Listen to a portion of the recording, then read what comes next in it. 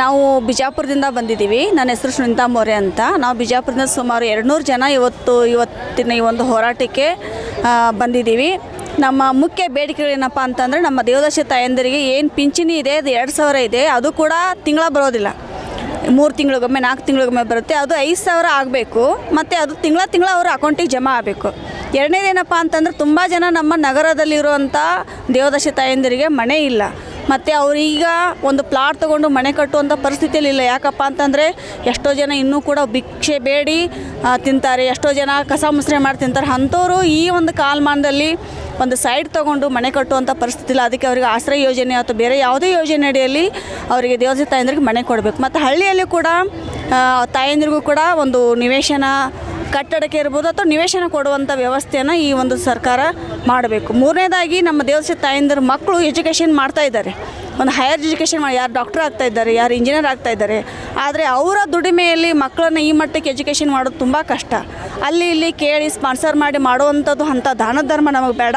ಸರ್ಕಾರ ಆ ಮಕ್ಕಳಿಗೆ ಒಂದು ವಿದ್ಯಾರ್ಥಿ ವೇತನ ಕೊಟ್ಟು ಮಕ್ಕಳಿಗೆ ಶಿಕ್ಷಣಕ್ಕೆ, ಹೈಯರ್ ಎಜುಕೇಷನ್ಗೆ ಒಂದು ಸಹಾಯ ಸಹಕಾರ ಅಥವಾ ಪ್ರೋತ್ಸಾಹನ ಕೊಟ್ಟರೆ ಈ ಒಂದು ದೇವದಾಸಿ ಪದ್ಧತಿಯನ್ನು ನಿರ್ಮೂಲನೆ ಮಾಡಲಿಕ್ಕೆ ಒಂದು ದೊಡ್ಡ ಒಂದು ಮಹತ್ತರ ಹೆಜ್ಜೆ ಇಟ್ಟಂಗೆ ಆಗುತ್ತೆ. ಅದು ಒಂದು ಸರ್ಕಾರ ಮಾಡಬೇಕು. ಮತ್ತು ಇನ್ನೊಂದೇನಪ್ಪ ಅಂತಂದರೆ, ನಮ್ಮ ದೇವದಾಸಿ ತಾಯಂದಿರು ಭೂಮಿ ರೈತರಿದ್ದಾರೆ. ಅವರು ಬೇರೆಯವ್ರ ಹೊಲದಲ್ಲಿ ಹೋಗಿ ಕೂಲಿನಲ್ಲಿ ಕೆಲಸ ಮಾಡಿ ಬದುಕ್ತಾ ಇದ್ದಾರೆ. ಸರ್ಕಾರದ ಅಡಿಯಲ್ಲಿರುವಂಥ ಹುಲ್ಲುಗಾವಲು ಭೂಮಿ ಇರ್ಬೋದು, ತೋಟಗಾರಿಕೆ ಭೂಮಿ ಇರ್ಬೋದು, ಅಥವಾ ಯಾವುದೇ ಒಂದು ಸರ್ಕಾರದಲ್ಲಿ ಇರುವಂಥ ಭೂಮಿಯನ್ನು ನಮ್ಮ ದೇವದಾಸಿ ತಾಯಂದಿರಿಗೆ ಭೂಮಿಯಾಗಿ ಅವರಿಗೆ ಭೂವರ್ತನೆ ಯೋಜನೆಯಲ್ಲಿ ಭೂಮಿಯನ್ನು ದೊರಕಿಸಿಕೊಡುವಂಥ ಕೆಲಸವನ್ನು ಸರ್ಕಾರ ಮಾಡಬೇಕು. ಅದು ಅಲ್ಲದೆ ನಮ್ಮ ದೇವದಾಸಿ ತಾಯಂದಿರ ಮಕ್ಕಳು ಮತ್ತು ಮೊಮ್ಮಕ್ಕಳು 3 ತಲೆಮಾರು ಕೂಡ ಇನ್ನೂ ಕೂಡ ಕಳಂಕವನ್ನು ಎದುರಿಸಿ ಜೀವನವನ್ನು ಮಾಡ್ತಾಯಿದ್ದಾರೆ.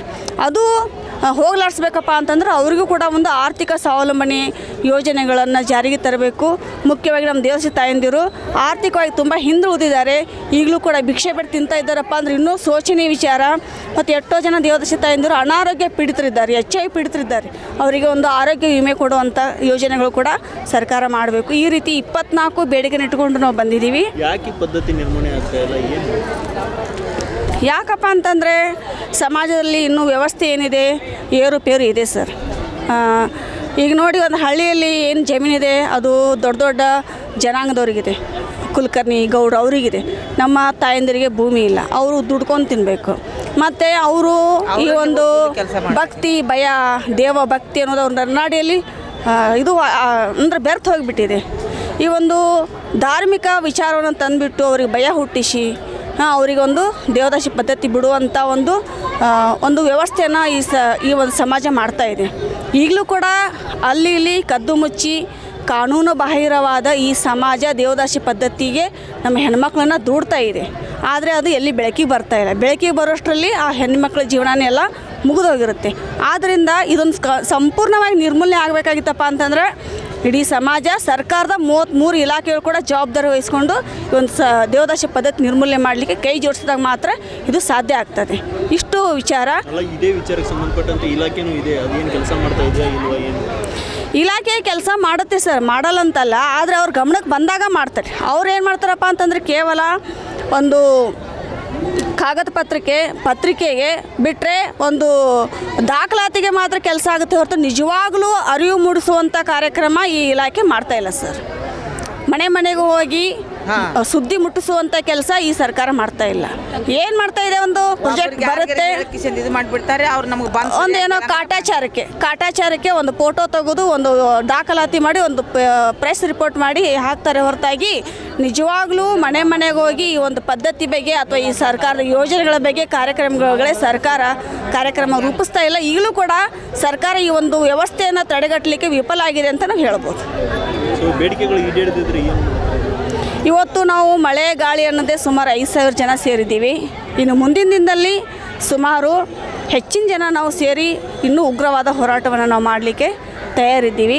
ಎಷ್ಟೋ ಜನ ದೇವದಾಸಿ ತಾಯಂದಿರು ಸತ್ತೋಗಿದ್ದಾರೆ. ರಾಜ್ಯದಲ್ಲಿ ಇಡೀ ರಾಜ್ಯದಲ್ಲಿ 90,000 ಜನ ಇದ್ದಾರೆ ಸರ್. 90,000 ಜನ ನೋಂದಣಿಯಾದಂಥ ದೇವದಾಸಿ ತಾಯಂದಿರು. ನೋಂದಣಿ ಆಗದೇ ಇರುವಂಥ ದೇವದಾಸಿ ತಾಯಂದಿರು ಇನ್ನೂ ತುಂಬ ಜನ ಇದ್ದಾರೆ ಸರ್. ಮೊನ್ನೆ ಕೂಡ ಸರ್ವೆ ಮಾಡಿದರು, ದೇವದಾಸಿ ತಾಯಂದಿರಿಗೆ ಒಂದು ಮರು ಸಮೀಕ್ಷೆ ಮಾಡಿ ಅವ್ರನ್ನ ನೋಂದಣಿ ಮಾಡಬೇಕು ಅಂತೇಳಿ. ಆದರೆ ಎಷ್ಟೋ ಜನರಿಗೆ ಅವ್ರು ಕೇಳುವಂಥ ದಾಖಲಾತಿಗಳು ಅವ್ರ ಹತ್ರ ಇಲ್ಲ.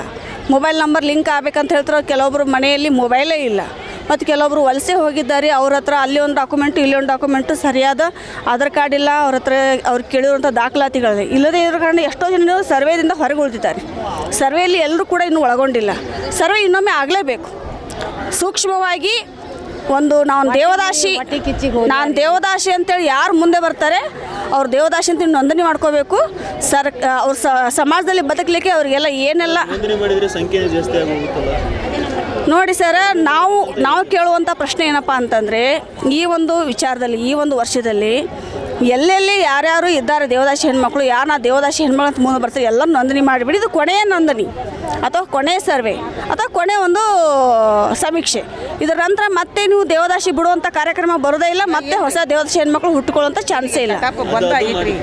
ಅದು ನಾವು ಮಾಡ್ತೀವಿ. ಆದರೆ ಯಾರೋ ಒಂದು ಯೋಜನೆಯಿಂದ ಹೊರಗೆ ಉಳಿದಿದ್ದಾರೆ, ಸೌಲಭ್ಯದಿಂದ ಹೊರಗೆ ಉಳಿದಿದ್ದಾರೆ, ಅವರಿಗೆ ಒಂದು ಈ ನೋಂದಣಿ ಮಾಡಿ ಆ ಯೋಜನೆಗಳನ್ನ ತಾಯಂದಿರಿಗೆ ಒಪ್ಪಿಸಿ, ಯಾರೇ ಆಗಲಿ ನೋಡಿ ಒಳ್ಳೆಯ ಸಂಸಾರಸ್ಥ ಹೆಣ್ಮಗಳು ಅಥವಾ ಗಂಡನ ಜೊತೆ ಜೀವನ ಮಾಡುವಂಥ ಹೆಣ್ಮಗಳು, ನಾನು ದೇವದಾಸಿ ಅಂತೇಳಿ ಯಾರೂ ಮುಂದೆ ಬರಲ್ಲ ಸರ್. ಯಾರು ನಿಜವಾಗಿ ದೇವದಾಸಿ ಅಂತ ಅವ್ರು ಮಾತ್ರ ಮುಂದೆ ಬರ್ತಾರೆ, ನೋಂದಣಿ ಆಗ್ತಾರೆ. ಅವರಿಗೆ ಸರ್ಕಾರ ಅದು ಇದು ನಿಯಮನ ಹಾಕದೆ, ಅಂದರೆ ವಯಸ್ಸು ಇವ್ರದಿಷ್ಟು ಇರಬೇಕು, ಇವ್ರದ್ದು ಇದೇ ದಾಖಲಾತಿ ಇರಬೇಕು, ಇವರೇ ಇರಬೇಕಂತ ಇದನ್ನೆಲ್ಲ ಯಾವುದೇ ಒಂದು ಅಡೆತಡೆ ಇಲ್ಲದೆ ಆರಾಮವಾಗಿ ಒಂದು ನೋಂದಣಿಯನ್ನು ಮತ್ತೆ ಪ್ರಕ್ರಿಯೆ ಪ್ರಾರಂಭ ಮಾಡಬೇಕು. ಯಾರೆಲ್ಲ ಹೊರಗುಳಿದ್ರೆ ಎಲ್ಲರನ್ನು ಮತ್ತೆ ನೋಂದಣಿಯಲ್ಲಿ ಸೇರಿಸಬೇಕು ಅನ್ನೋದು ನಮ್ಮದು ಮಹತ್ತರವಾದ ಒಂದು ಬೇಡಿಕೆ ಕೂಡ ಇವತ್ತಿನ ಕಾರ್ಯಕ್ರಮದಲ್ಲಿ ಹಾಕೊಂಡಿದ್ದೀವಿ ಸರ್. ಹೆಚ್ಚಿನ ವಿಡಿಯೋಗಳಿಗೆ ಪ್ರತಿಧ್ವನಿ ಯೂಟ್ಯೂಬ್ ಚಾನೆಲ್ ಸಬ್ಸ್ಕ್ರೈಬ್ ಮಾಡಿ, ಬೆಲ್ ಐಕಾನ್ ಕ್ಲಿಕ್ ಮಾಡಿ.